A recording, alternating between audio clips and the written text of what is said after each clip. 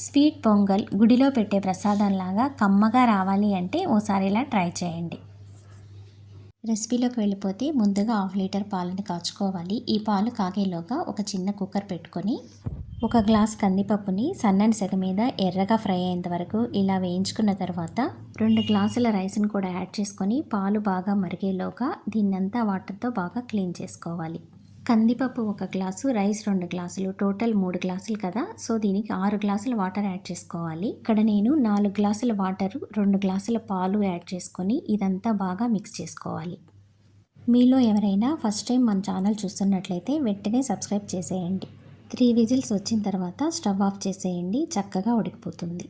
ఇప్పుడు దీనిలో 2 గ్లాసుల బెల్లం పౌడర్ను కూడా వేసుకొని బాగా మిక్స్ చేసుకోవాలి. కుక్కర్లోని వేడికే ఇదంతా బాగా కరిగిపోతుంది. మీరు స్వీట్ ఇంకా కొంచెం ఎక్కువ కావాలి అనుకుంటే ఇంకొక 1/2 గ్లాస్ బెల్లం పౌడర్ను కూడా యాడ్ చేసుకోవచ్చు.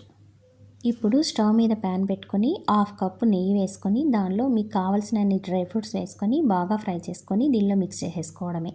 చాలా సింపుల్ కదా. మరి ఈసారి రాబోయే ఉగాది రోజున మీరు తప్పకుండా ట్రై చేయండి. మీ అందరికీ ముందుగానే ఉగాది శుభాకాంక్షలు. రాబోయే ఈ కొత్త సంవత్సరం పేరేంటో మీకు తెలుసా? తెలిస్తే కనుక కామెంట్ బాక్స్లో తప్పకుండా కామెంట్ చేయండి.